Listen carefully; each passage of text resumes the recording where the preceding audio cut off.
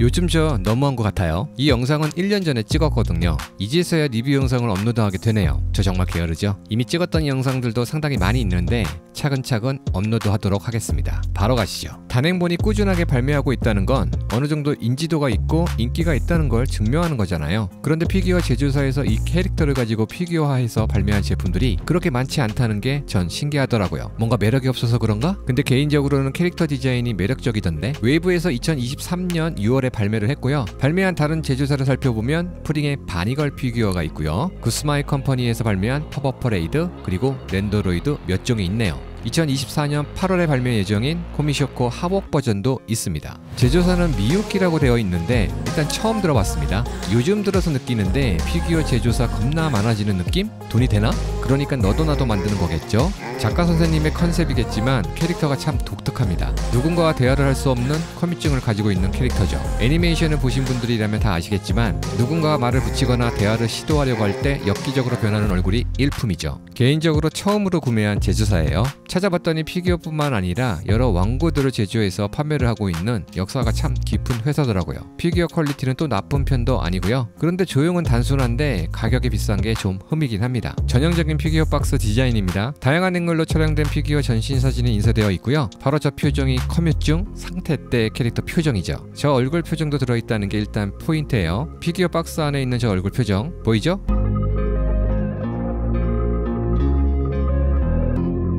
운송 중에 피규어가 파손되거나 흠짓이 나는 것을 방지하기 위해서 뽁뽁이 처리하는 것은 상당히 마음에 듭니다. 블리스터가 피규어 자체를 보호하는 건 맞지만 이게 충격으로 인해서 흔들리게 되면 또 피규어가 파손이 되거나 혹은 흠짓이 날 수 있거든요. 그걸 방지하기 위해서 저런 식으로 처리를 했다는 거는 일단 합격. 투명한 원형 타입의 베이스를 제공하고요. 좀 작은 느낌이에요. 지지봉은 메탈로 되어 있고 상당히 길게 뻗어나와 있습니다.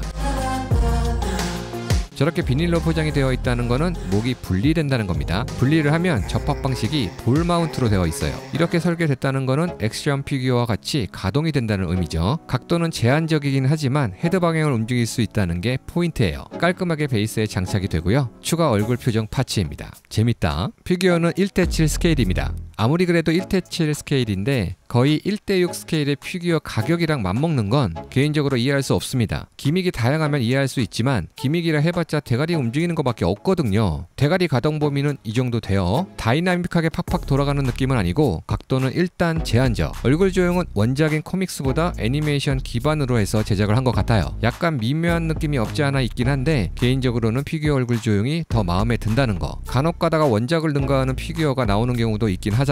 한창 스카이튜브 피규어를 구매했을 때 원본 일러스트보다 더 뛰어난 입체화된 피규어가 나온 경우가 종종 있었거든요. 스카이튜브는 알파맥스의 성인 피규어 브랜드입니다. 매번 말씀드리는 부분이지만 머리카락의 도색 표현은 솔직히 나쁘지 않습니다. 적당한 수준으로 나왔고요. 각진머리가 이 캐릭터의 포인트죠. 위에서 보면 이런 느낌이고요. 귀를 보면 뭔가 줄로 그은 듯한 느낌이 있죠. 이게 처음에 저는 뭔가 했는데 아마 누군가가 말을 걸었을 때 화면에 띄운 표정 상태 가기 전 귀가 빨개지는 그런 느낌을 표현한 것 같은데 애니에서도 이런 게 나왔었나? 좀 오래돼서 기억이 나지 않아요. 전체적인 도색 퀄리티는 일반적으로 봤던 양산형 피규어와 별반 다르지 않게 잘 나왔습니다. 저 같은 경우 도색 미스는 없었고요. 캐릭터가 들고 있는 가방 표현의 디테일은 나쁘지 않은 편인데 뭔가 살짝 아쉬운 감이 있긴 합니다. 가방을 잡고 있는 손가락 매니큐어 표현도 해줬어요. 이건 잘 보이지 않는 부분인데 당연히 해줘야 되는 부분이지만 이 부분도 대충 만들 수 있잖아요. 하지만 깔끔하게 매니큐어를 표현해줬네요. 매번 구매할 때마다 느끼는 부분이에요. 제조사가 공개한 샘플 사진의 검스를 보게 되면 검은색으로 보였는데 실제로 받았을 때는 완전히 다른 색인 경우가 있었거든요. 일단 얘도 마찬가지입니다.